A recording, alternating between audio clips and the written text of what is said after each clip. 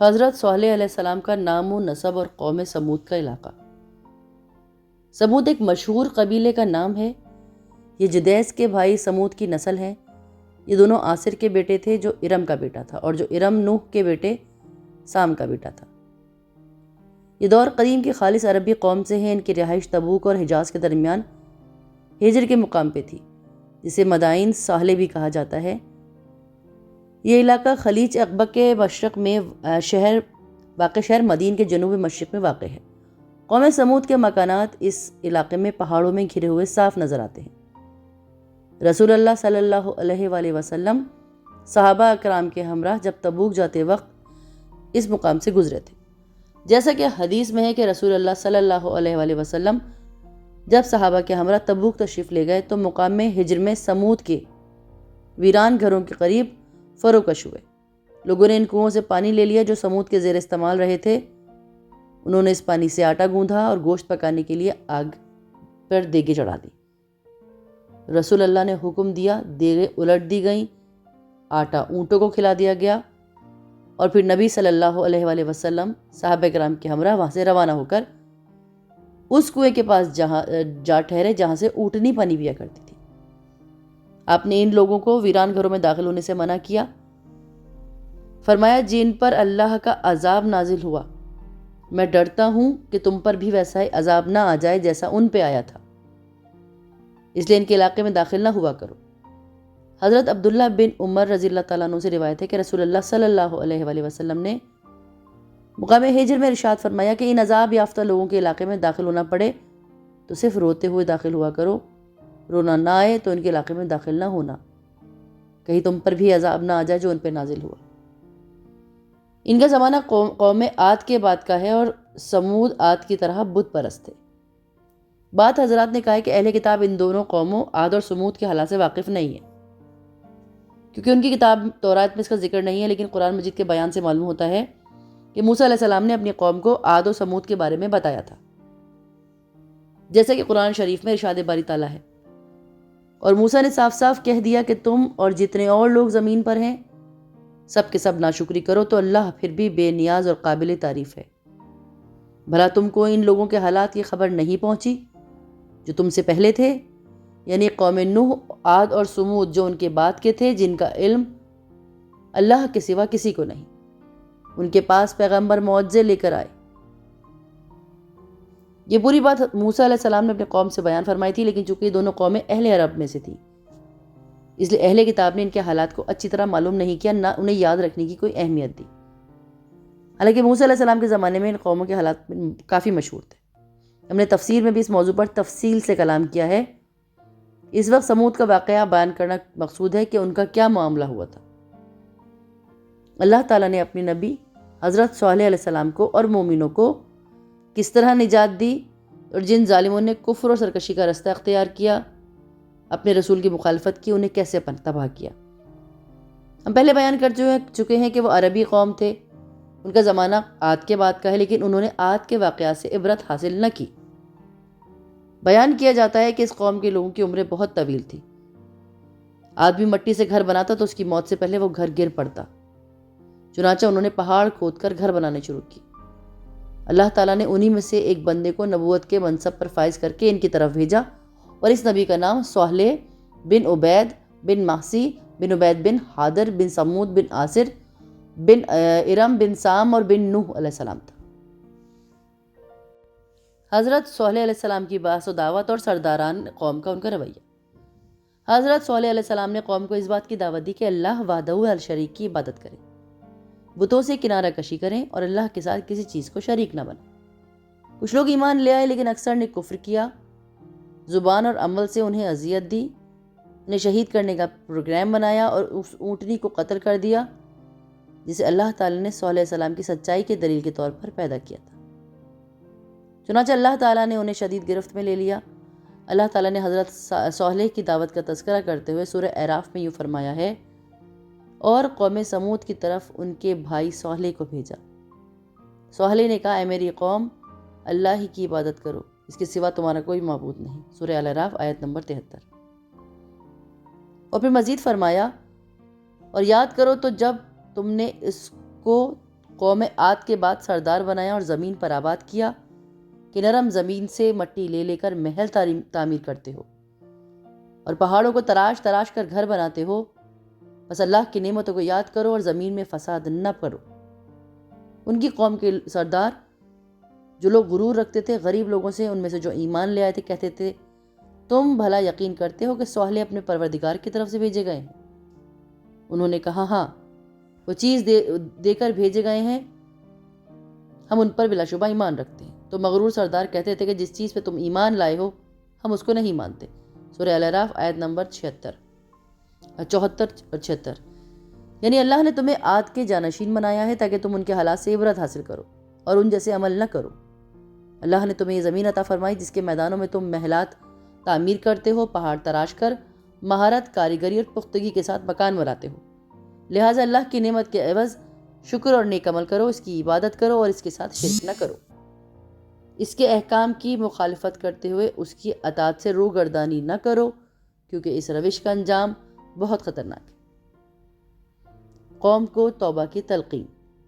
حضرت صالح علیہ السلام نے قوم کو بتوں کی پوجا سے روکا، دیگر گناہوں سے توبہ کی تلقین کی، لیکن نافرمان قوم نے پہلے سے زیادہ سرکشی کا مظاہرہ کیا۔ تو سورہ ہود میں ارشاد باری تعالیٰ ہے، اور سمود کی طرف ان کے بھائی صالح کو بھیجا، انہوں نے کہا کہ اے میری قوم، اللہ ہی کی عبادت کرو، اس کے سوا تمہارا کوئی معبود نہیں۔ اسی نے تم کو زمین سے پیدا کیا اور اسی میں آباد کیا، تو اس سے مغفرت مانگو اور اس کے آگے توبہ کرو، بے شک میرا پروردگار نزدیک بھی ہے اور دعا قبول کرنے والا بھی ہے۔ انہوں نے کہا صالح، اس سے پہلے ہم تم سے کئی طرح کی امید رکھتے تھے، اب وہ منقطع ہو گئی۔ کیا تم ہم کو ان چیزوں کے پوجنے سے منع کرتے ہو جن کو ہمارے بزرگ پوج رہے تھے؟ اور جس بات کی طرف تم ہمیں بلاتے ہو اس میں ہمیں سخت شبہ ہے۔ صالح علیہ السلام نے کہا، اے قوم، بھلا دیکھو تو اگر میں اپنے رب کی طرف سے کھلی دلیل پر ہوں، اس نے مجھے اپنے ہاں نبوت کی نعمت بخشی، پھر اگر میں اللہ کی نافرمانی کروں تو اس کے سامنے میری کون مدد کرے گا؟ تم تو کفر کی باتوں سے میرا نقصان بڑھا رہے ہو۔ سورہ ہود آیت نمبر 63۔ اللہ ہی نے تمہیں زمین سے پیدا کیا اور تمہیں اس کے آباد کرنے والا بنایا، یعنی کہ زمین میں جو فصلیں پھل اگائے ہیں جو تمہیں دیے ہیں اس کے لیے وہی خالق اور رزاق ہے، اور وہی اکیلا عبادت کا مستحق ہے، نہ کہ دوسری چیزیں اور افراد۔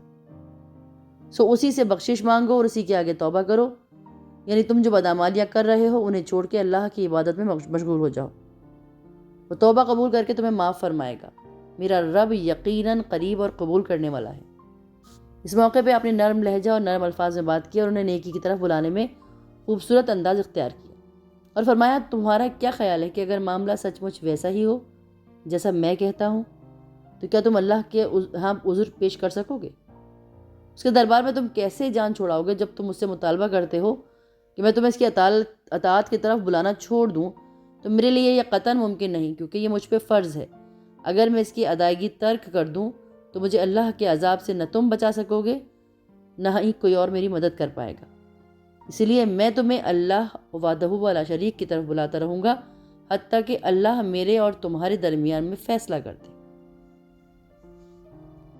ارشاد باری تعالیٰ ہے، اور قوم سمود نے بھی پیغمبروں کو جھٹلا دیا جب ان کو ان کے بھائی صالح نے کہا، تم ڈرتے کیوں نہیں؟ میں تو تمہارا امانت دار پیغمبر ہوں، سو اللہ سے ڈرو اور میرا کہا مانو، اور میں تم سے اس کا بدلہ نہیں مانگتا، میرا بدلہ اللہ رب العالمین کے ذمہ ہے۔ کیا جو چیزیں تمہیں یا میسر ہیں ان سے تم بے خوف چھوڑ دیے جاؤ گے، یا ان باغوں اور چشموں اور کھیتوں اور کھجوروں کے باغوں میں جن کے شگوفے نرم و نازک ہیں، اور تم تکلف سے پہاڑوں میں تراش خراش کر کے گھر بناتے ہو؟ سو اللہ سے ڈرو اور میرے کنبے پر کہنے پر چلو، اور حد سے زیادہ تجاوز کرنے والوں کی بات نہ مانو جو ملک میں فساد کرتے ہیں اور اصلاح نہیں کرتے۔ قوم کی بدشگونی۔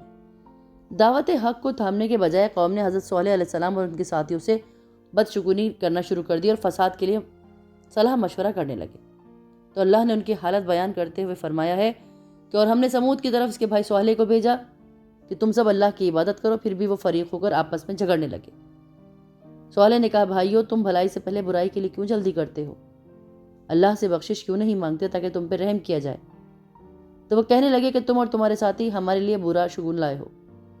صالح نے کہا، تمہاری بدشگونی اللہ کی طرف سے ہے، بلکہ تم ایسے لوگ ہو جو فتنے میں پڑے ہوئے ہو، اور اس شہر میں 9 شخص تھے جو ملک میں فساد کرتے تھے اور اصلاح سے کام نہیں لیتے تھے، انہوں نے آپس میں قسمیں کھا کر عہد کیا کہ ہم رات کو اس پر اور اس کے گھر والوں پر شب خون ماریں گے، پھر اس کے وارث سے کہہ دیں گے کہ ہم سہیلہ کے گھر والوں کے موقع پہ ہلاکت پر گئے ہی نہیں اور ہم سچ کہتے ہیں۔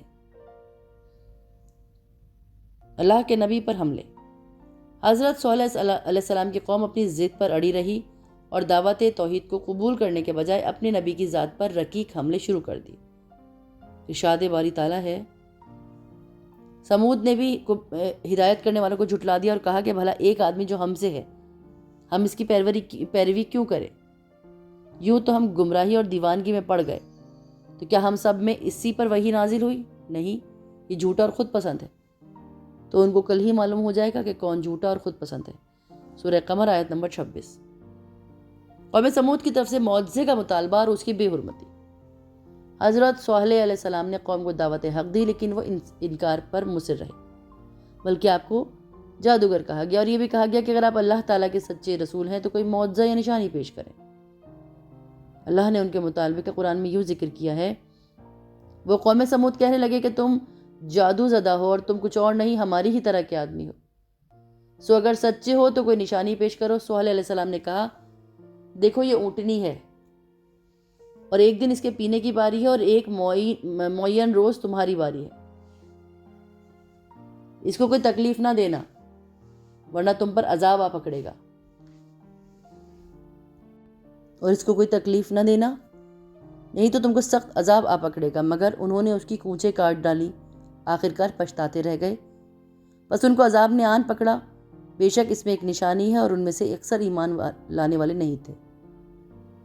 یعنی آپ پر جادو کر دیا گیا ہے جس کی وجہ سے آپ کو معلوم ہی نہیں کہ آپ کیا کہتے ہیں، یعنی توحید کو اختیار کرنے والے اور شرک چھوڑنے کی دعوت آپ عقل اور شعور کے ساتھ نہیں دے رہے تھے۔ اکثر علماء نے بھی یہی مطلب بیان کیا ہے، جس سے مراد ہے محصور، یعنی جادو سے متاثر، جس کا مطلب یہ ہے کہ آپ اپنے دوست جن کے ذریعے سے لوگوں کو متاثر کرتے ہیں، یعنی آپ جادوگر ہیں۔ تو اکثر لوگوں کی رائے یہی ہے، کیونکہ اس کے بعد لوگوں نے کئی بات ایسے کہا کہ آپ تو ہمارے جیسے بشر ہیں، جسے سورہ قمر میں ارشاد باری تعالیٰ ہے، اے صالح، ہم ان کی آزمائش کے لیے اونٹنی بھیجتے ہیں، سو تم ان کو دیکھتے رہو اور صبر کرو، اور ان کو آگاہ کر دو کہ ان میں پانی کی باری مقرر کر دی گئی ہے، ہر باری کو اپنی باری پر آنا چاہیے۔ سورہ قمر آیت نمبر 28۔ حضرت صالح علیہ السلام نے فرمایا، اگر میں مطالبہ اسی انداز سے پورا کروں جیسا کہ تم نے کہا ہے تو کیا تم واقعی اس دین پہ ایمان لے آؤ گے جو میں لے کر آیا ہوں، اور ان امور میں میری تصدیق کرو گے جنہیں دے کر مجھے مبعوث کیا گیا ہے؟ انہوں نے کہا، ہاں، ہم تجھ پر ایمان لائیں گے اور تیری باتوں کی تصدیق کریں گے۔ آپ نے ان سے پختہ عہد و پیمان لے لیا۔ جب آپ نے کھڑے ہو کے نماز ادا کی، پھر اللہ تعالیٰ سے دعا کی اور ان لوگوں کا مطالبہ پورا فرمائے، اور اللہ کے حکم سے وہ چٹان پھٹ گئی، اس میں سے ایک بہت بڑی حاملہ اونٹنی نکلی جس میں وہ تمام صفات موجود تھیں جو مطالبہ کرنے والوں نے بیان کی تھی۔ جب انہوں نے اپنی آنکھ سے معجزہ ہوتے دیکھ لیا تو انہیں اس کی عظمت کا احساس ہوا، وہ مروب ہو گئے۔ یہ اللہ کی قدرت ایک واضح نشانی اور حضرت صالح علیہ السلام کی نبوت کا ناقابل تردید ثبوت تھا۔ چنانچہ قوم کے کچھ لوگ ایمان لے آئے، لیکن اکثر لوگ کفر اور ہٹ دھرمی پر اڑے رہے۔ اس لیے اللہ تعالیٰ نے فرمایا ہے، یعنی اس کا انکار کیا، اس کو دیکھ کر حق کی پیروی نہیں کی۔ اس سے مراد ان کا اکثریت کا عمل ہے۔ وہ اونٹنی ان میں موجود رہی، ان کے علاقے میں جہاں جہاں جاتی چرتی، اور جب کنویں پہ پانی پینے جاتی تو کنویں کا سارا پانی پی لیتی۔ تو چنانچہ لوگ اپنی بارے والے دن اگلے دن کا بھی پانی بھرتے، وہ لوگ اس کا دودھ پیتے اور سب کے لیے کافی ہو جاتا۔ اس لیے آپ نے ان سے فرمایا کہ ایک دن اس کے پانی پینے کی باری ہے اور ایک معین روز تمہاری باری۔ ارشاد باری تعالیٰ ہے، ہم اونٹنی ان کے لیے آزمائش بنا کر بھیجنے والے ہیں۔ آزمائش اس لحاظ سے کہ کیا وہ اتنا بڑا معجزہ دیکھ کر بھی ایمان لاتے ہیں یا نہیں، تو بس انتظار کیجئے کہ ان کا انجام کیا ہوتا ہے، اور ان کی طرف سے تکلیف دی جائے تو صبر کیجئے اور ان کو آگاہ کیجئے کہ اس میں پانی کی باری مقرر کر دی ہے، ہر باری والے کو اپنی باری پہ آنا چاہیے۔ اور حضرت صالح علیہ السلام نے فرمایا کہ تمہارے پاس تمہارے پروردگار کی طرف سے ایک معجزہ آ چکا ہے، یعنی اللہ کی اونٹنی تمہارے لیے معجزہ ہے، سو اس سے آزاد چھوڑ دو، اللہ کی زمین پہ چڑھتی پھرے، اور تم اسے بری نیت سے ہاتھ نہ لگانا ورنہ دردناک عذاب تمہیں پکڑ لے گا۔ سورہ الاعراف آیت نمبر 73۔ اور مزید فرمایا، اے میری قوم، یہ اللہ کی اونٹنی تمہارے لیے ایک نشانی یا معجزہ ہے، لہٰذا اس کو چھوڑ دو۔ اللہ کی زمین میں جہاں چاہے چرے، اس کو کسی طرح کی تکلیف مت دینا ورنہ تمہیں عذاب جلد پکڑ لے گا۔ سورہ ہود آیت نمبر 64۔ معجزے کی بے حرمتی۔ ایک عرصے تک یہ معاملہ یوں ہی چلتا رہا۔ آخر ان کے سردار جمع ہوئے اور مشورے کے بعد متفقہ فیصلہ کیا گیا کہ جی اونٹنی کو قتل کر دیا جائے تاکہ اس سے جان چھوٹے اور سارا پانی انہیں مل جائے۔ ارشاد باری تعالیٰ ہے، آخر انہوں نے اونٹنی کی کونچوں کو کاٹ ڈالا اور اپنے پروردگار کے حکم سے سرکشی کی اور کہنے لگے، سہلے جس چیز سے تم ہمیں ڈراتے تھے، تم اللہ کے پیغمبر ہو تو اسے ہم پر لے آؤ۔ سورہ الاعراف آیت نمبر 77۔ سازشی قوم نے اللہ کے معجزے پر ایمان لانے کے بجائے اس پہ ظلم و وادان کیا اور اپنے ہاتھوں اپنی ہلاکت کا بندوبست کر لیا۔ اللہ تعالیٰ فرماتا ہے، قوم سمود نے جب سرکشی کے سبب پیغمبر کو جھٹلایا، جب ان میں سے ایک نہایت بدبخت اٹھا تو اللہ کے پیغمبر نے اس سے کہا، اللہ کی اونٹنی اور اس کے پینے کی باری ہے، ڈرو اور احتیاط کرو۔ مگر انہوں نے پیغمبر کو جھٹلا دیا اور اونٹنی کی کونچیں کاٹ ڈالی۔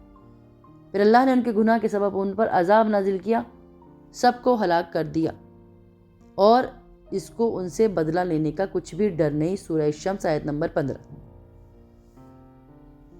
اللہ تعالیٰ نے فرمایا ہے، اور ہم نے سمود کو اونٹنی نبوت سہلے کی کھلی نشانی دی، انہوں نے اس پہ ظلم کیا۔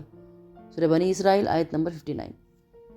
جس شخص نے اونٹنی کو قتل کرنے کی ذمہ داری اٹھائی اس کا نام قدار بن سالف بن خدا تھا۔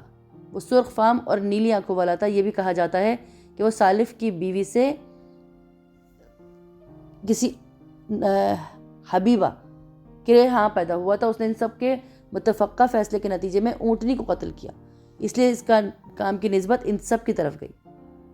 امام بن حریر اور دیگر مفسرین کا بیان ہے کہ قوم سمود میں 2 عورتیں تھیں جو مالدار اور اونچے خاندان کی تھیں۔ انہوں نے قبلہ اسلم کے ایک آدمی سے نکاح کیا اور اس کے بعد اپنے چچازاد کو بلا کے کہا کہ تم اس اونٹنی کو قتل کرو گے تو میں تم سے شادی کر لوں گی۔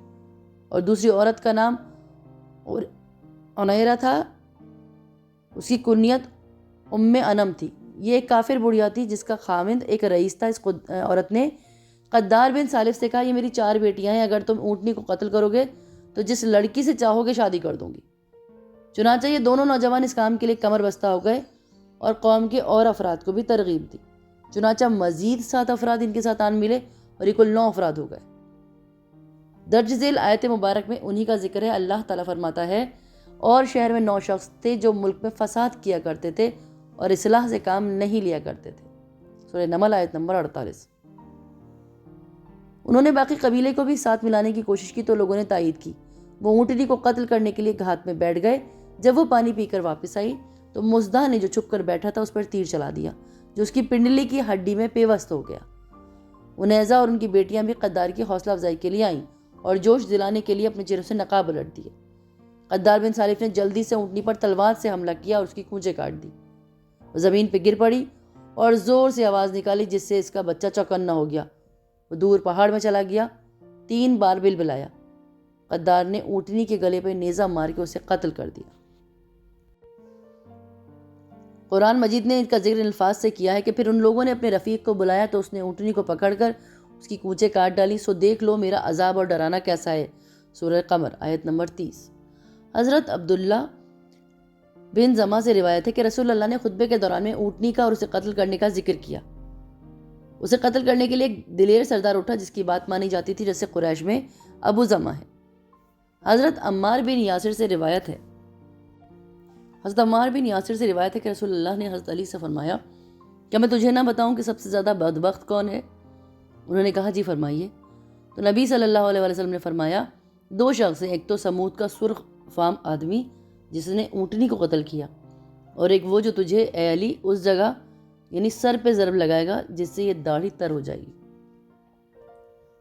اللہ تعالیٰ فرماتا ہے کہ آخر انہوں نے اونٹنی کی کونچوں کو کاٹ ڈالا اور اپنے پروردگار کے حکم سے سرکشی کی اور کہنے لگے، سوال ہے جس چیز سے تم ہم ڈراتے ہو، اگر تم اللہ کے پیغمبر ہو تو اسے ہم پہ لے آؤ۔ سورہ الاعراف آیت نمبر 77۔ ان کے اس قول میں سے کسی انداز سے کفر کا واضح اظہار ہے۔ انہوں نے موقت طور پہ ممنوع کام کا ارتکاب کر کے اللہ اور اس کے رسول کی مخالفت کی، یعنی اس اونٹنی کو ہلاک کیا جسے اللہ نے ان کے لیے معجزہ قرار دیا۔ انہوں نے ایسا کام کیا جس سے عذاب جلدی آئے، چنانچہ وہ اس کے مستحق تھے۔ ایک اس کے لیے کہ اللہ نے ان پہ عذاب کی شرط بیان فرمائی تھی کہ اس کو کسی طرح کی تکلیف نہ دینا ورنہ تمہیں جلد عذاب آ پکڑے گا۔ پھر انہوں نے اللہ کے عذاب کا جلدی آنے کا مطالبہ بھی کیا۔ کفر کی تیسری وجہ یہ ہے کہ انہوں نے رسول کی تکذیب کی جس کی نبوت اور سچائی کا ناقابل تردید ثبوت موجود تھا، اور انہیں اس کا پوری طرح علم تھا، لیکن کفر، ضلالت اور فساد نے انہیں مجبور کیا کہ وہ حق کو ناقابل فہم قرار دیں اور اس طرح ان پر عذاب نازل ہو جائے۔ علماء کرام نے بیان فرمایا کہ جن لوگوں نے اونٹنی کو قتل کیا تو اس پر سب سے پہلے قدار بن سالف نے حملہ کیا، اس کی گونجیں کاٹی اور وہ زمین پہ گر پڑی۔ پھر سب افراد نے جلدی جلدی تلواروں سے اس کے ٹکڑے کیے، اور جب اس کے بچے نے دیکھا تو بھاگ کر سب سے اونچے پہاڑ پہ چڑھ گیا اور 3 بار بلبلایا۔ اس لیے حضرت صالح نے فرمایا، اپنے گھروں میں 3 دن اور فائدہ اٹھا لو، یعنی انہیں اس دن کے علاوہ 3 دن کی مہلت دی گئی۔ انہوں نے اس موقع عید پر بھی اعتبار نہ کیا، بلکہ شام ہوئی تو انہوں نے پروگرام بنایا کہ حضرت صالح علیہ السلام کو بھی شہید کر دیا جائے۔ چنانچہ سب قسمیں کھا کے کہنے لگے کہ عہد کرو ہم رات کو اس پہ وار کریں گے اور اس کے گھر والوں پہ شب خون ماریں گے، یعنی ہم رات کو صالح علیہ السلام کے گھر میں گھس کر آپ کو اہل و عیال سمیت شہید کر دیں گے، اور پھر اگر آپ کے اقارب نے قصاص یا دید کا مطالبہ کیا تو ہم مکر جائیں گے اور کہیں گے ہم نے قتل ہی نہیں کیا۔ اس لیے انہوں نے کہا کہ ہم اس کے وارث سے کہہ دیں گے کہ ہم صالح کے گھر والوں کے موقع ہلاکت پر گئے ہی نہیں اور ہم بالکل سچ کہتے ہیں۔ قوم سمود پر نزول عذاب اور صالح علیہ السلام کا اظہار افسوس۔ جس قوم نے معجزے کا انکار کیا اور اللہ کی نعمتوں کا ناشکری کا نتیجہ اس کی تباہی کی صورت میں نکلا، جسے اللہ تعالیٰ نے قرآن مجید میں بیان کیا ہے، اور وادی ہجر کے رہنے والوں نے بھی پیغمبروں کی تذکیب کی، ہم نے ان کو اپنی نشانیاں اور ان سے منہ پھیرتے رہے، اور وہ پہاڑوں کو تراش کر گھر بناتے کہ امن سے رہیں، تو ہولناک چیخ نے ان کو صبح ہوتے ہوتے آ پکڑا، اور وہ جو کام کرتے تھے وہ ان کے کچھ کام نہ آئے۔ ایک اور جگہ فرماتا ہے پروردگار، اور ہم نے نشانیاں بھیجی اس کے لیے موقف کر دی کہ اگلے لوگوں نے اس کی تکذیب کی، اور ہم نے سمود کو اونٹنی کی حضرت نبوت صالح کی کھلی نشانی دی تو انہوں نے اس پر ظلم کیا، اور ہم ڈرانے کے لیے ہی نشانیاں بھیجتے ہیں۔ بنی اسرائیل آیت نمبر 59۔ مزید ارشاد باری تعالیٰ ہے، اے میری قوم، یہ اللہ کی اونٹنی تمہارے لیے ایک نشانی یا معجزہ ہے، لہٰذا اس کو چھوڑ دو، اللہ کی زمین میں جہاں چاہے وہ چرے اور اس کو کسی طرح کی تکلیف نہ دینا، ورنہ تمہیں جلد عذاب آ پکڑے گا۔ مگر انہوں نے اس کی گونجیں کاٹ ڈالی، تو صالح علیہ السلام نے اپنے گھر والوں میں سے 3 دن کہا کہ فائدے اٹھا لو، یہ عذاب ہے، وعدہ ہے جو جھوٹا نہ ہوگا۔ تو سب ہمارا حکم آ گیا تو ہم نے صالح اور جو لوگ ان کے ساتھ ایمان لائے تھے ان کو اپنی مہربانی سے بچا لیا اور اس دن کی رسوائی سے محفوظ رکھا۔ بے شک تمہارا پروردگار ہی طاقتور اور زبردست ہے۔ اور جن لوگوں نے ظلم کیا تھا ان کو ہولناک چیخ کی صورت میں عذاب نے آ پکڑا تو وہ اپنے گھروں میں اوندھے پڑے رہ گئے، گویا کبھی ایسے تھے ہی نہ۔ سن رکھو کہ سمود نے اپنے پروردگار سے کفر کیا، اور سن رکھو کہ سمود پر پھٹکار ہے۔ سورہ قمر میں ان کے عذاب کا تذکرہ اس طرح کیا گیا ہے، سو دیکھ لو میرا عذاب اور ڈرانا کیسا ہے، ہم نے ان پر عذاب کے لیے ایک ہولناک چیخ بھیجی تو وہ ایسے ہو گئے جیسے باڑ کی سوکھی اور ٹوٹی باڑ۔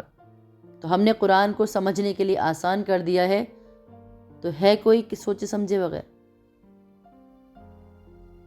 اور وہ ایک چال چلے اور ہم بھی ایک چال چلے اور ان کو خبر نہ ہوئی، سو دیکھ لو ان کی چال کا انجام کیسا ہوا، ہم نے ان کو اور ان کی قوم کو سب کو ہلاک کر دیا، ابھی ان کے گھر ان کے ظلم کے سبب خالی ہیں۔ جو لوگ دانش رکھتے ہیں وہ ان کے لیے نشانی ہے، اور جو ایمان لائے اور ڈرتے ہیں کہ ہم نے ان کو نجات دی۔ سورہ نمل آیت نمبر 53۔ جن افراد نے حضرت صالح علیہ السلام کو شہید کرنے کی سازش تیار کی تھی، اللہ نے ان پر ان کی قوم سے پہلے عذاب نازل فرمایا اور ان پر پتھر برسا کر کچل ڈالا اور تباہ کر دیا۔ تو جب مہلت کا پہلا دن یعنی جمعرات کا دن آیا تو ان کے چہرے زرد ہو گئے، اور حضرت صالح علیہ السلام نے فرمایا شام ہوئی تو انہوں نے کہا مہلت کا ایک دن تو گزر گیا۔ تو جب دوسرے دن یعنی تیسرا دن ہفتے کی صبح تو ان کے چہرے سیاہ ہو گئے۔ شام ہوئی تو انہوں نے صالح کی کہی ہوئی مہلت تو ختم ہو گئی، جب اتوار کی صبح ہوئی تو انہوں نے خوشبو لگائی اور تیار ہو کے بیٹھنے لگے کہ دیکھیں جی کون سا عذاب آتا ہے۔ انہیں معلوم ہی نہیں تھا کہ ان کے ساتھ کیا سلوک ہونے والا ہے اور ان پر کس طرح عذاب آئے گا۔ جب سورج طلوع ہوا تو آسمان سے ایک شدید آواز آئی اور نیچے سے زلزلہ آیا، چنانچہ تمام افراد کی روحیں پرواز کر گئیں، وہ مر کر بے حس و حرکت اور خاموش ہو گئے۔ وہ اپنے گھروں میں بیٹھے بیٹھے ویسے ہی بیٹھے بیٹھے بے جان اجسام میں تبدیل ہو گئے اور حرکت بھی نہ کر سکے۔ صرف ایک لونڈی زندہ بچی اور چلنے پھرنے سے معذور تھی، اس کا نام کلبہ بنت سلق تھا، تو وہ اسے ذریعہ بھی کہتے تھے۔ وہ پکی کافرہ تھی اور صالح علیہ السلام کی سخت دشمن تھی۔ جب اس نے عذاب دیکھا تو اسے چلنے کی طاقت ملی، وہ تیزی سے بھاگی حتیٰ کہ عربوں کے قبیلے میں جا پہنچی اور اس نے چشمدید واقعہ سنایا اور قوم پہ آنے والے عذاب کی خبر دی اور پھر پانی مانگا۔ جب اس نے پانی پیا تو اس کے بعد وہ بھی مر گئی۔ اللہ تعالیٰ فرماتا ہے کہ یوں محسوس ہوتا ہے کہ جیسے وہ کبھی یہاں بسے اور آباد ہی نہیں ہوئے تھے، یعنی اس طرح فنا ہو گئے جیسے کبھی تھے ہی نہیں۔ حضرت صالح علیہ السلام کا اظہار افسوس۔ حضرت صالح نے قوم کی تباہی بربادی پہ نہایت غم و حسرت کا اظہار فرمایا۔ اللہ نے ان کی کیفیت کو بیان فرمایا ہے اور صالح اس سے نا امید ہو کر پھرے اور کہا، اے میری قوم، میں نے تمہیں اللہ کا پیغام پہنچایا اور تمہاری خیر خواہی کی، مگر تم ایسے ہو کہ خیر خواہوں کو دوست نہیں رکھتے۔ صالح علیہ السلام نے قوم کے ہلاک ہو جانے کے بعد قوم سے فرمایا، بطور افسوس اور حسرت، میری قوم، میں نے تمہیں اپنے رب کا پیغام پہنچایا تھا اور تمہارا بھلا چاہا تھا، یعنی میں نے ہر ممکن طریقے سے تمہیں ہدایت پہ لانے کی کوشش کی۔ اپنے قول سے، عمل سے، نیت سے ان کا نہایت خواہش مند تھا، لیکن تم لوگ نصیحت کرنے والوں کو پسند نہیں کرتے، یعنی تمہاری فطرت نہ حق کی طالب تھی نہ اسے قبول کرتی تھی، اس لیے تم اس دردناک عذاب کا شکار ہو گئے جس میں تم ابد تک مبتلا رہو گے۔ اب میں کسی بھی طرح تمہیں اس عذاب سے نہیں چھوڑا سکتا، میں نے اپنا فرض ادا کر دیا، یعنی تمہیں اللہ کا پیغام پہنچا دیا اور تمہاری خیر خواہی کی۔ میں یہی کر سکتا تھا، اس کے بعد اللہ جو چاہتا ہے وہ کرتا ہے۔ بدر کے کنویں میں جن مقتول کافروں کو پھینکا گیا تھا، اللہ کے نبی نے 3 دن بعد ان سے اسی طرح خطاب فرمایا۔ رات کے آخری حصے میں جب آپ نے اسلامی لشکر کو کوچ کا حکم دیا اور خود سواری پر سوار ہوئے تو آپ نے فرمایا، اے کنویں والو، تمہارے رب نے جو تم سے وعدہ کیا تھا کہ تم نے اسے پورا ہوتے دیکھا؟ مجھ سے میرے رب نے جو وعدہ کیا تھا میں نے اسے پورا ہوتے دیکھ لیا۔ آپ نے اس موقع پہ ان لاشوں کو مخاطب کر کے فرمایا، تم اپنے نبی کے لیے اس کا برا خاندان ثابت ہوئے۔ تم نے اس وقت مجھے جھوٹا کہا جب لوگوں نے مجھے سچا مانا، تم نے مجھے اس وقت وطن سے نکالا جب لوگوں نے مجھے جگہ دی، تم نے اس وقت مجھ سے لڑائی کی جب لوگوں نے میری مدد کی، تم اپنے نبی کے لیے نبی کا برا خاندان ثابت ہوئے۔ حضرت عمر نے عرض کی، اے اللہ کے رسول، آپ ان لوگوں سے مخاطب ہیں جو مردار ہو چکے ہیں۔ تو نبی صلی اللہ علیہ وسلم نے فرمایا، قسم ہے اس ذات کی جس کے ہاتھ میں میری جان ہے، میری بات تم ان سے زیادہ نہیں سن رہے، بس وہ جواب نہیں دے سکتے۔ بعض علماء نے فرمایا کہ اس واقعے کے بعد حضرت صالح علیہ السلام حرم شریف میں تشریف لے گئے اور وفات تک وہیں مقیم رہے۔ ابو رغال کا قصہ۔ حضرت جابر سے روایت ہے کہ رسول اللہ صلی اللہ علیہ وآلہ وسلم جب مقام ہجر سے گزرتے تو فرمایا، معجزات کا مطالبہ نہ کرو۔ صالح کی قوم نے یہ مطالبہ کیا تھا تو وہ اونٹنی کی صورت میں ظاہر ہوا، وہ اس راہ سے پانی پینے آتی تھی اور وہ اس راستے سے واپس جاتی تھی۔ انہوں نے اپنے رب کا حکم نہ مانتے ہوئے سرکشی کی اور اس کی کوچیں کاٹ دی۔ ایک دن وہ پانی پیتی، دوسرے دن اس کا دودھ پیتے۔ جب انہوں نے اسے مار ڈالا تو اس پر ایسی سخت چیز کا عذاب آیا جس سے تمام لوگ ہلاک ہو گئے، صرف ایک آدمی بچا جو اس وقت حرم کی سرزمین پہ تھا۔ صحابہ نے عرض کیا، اللہ کے رسول وہ کون تھا؟ انہوں نے کہا، وہ ابو رغال تھا۔ جب وہ حرم کی حدود سے نکلا تو وہ بھی اسی عذاب کی لپیٹ میں آ گیا جو اس کی قوم پہ آیا تھا۔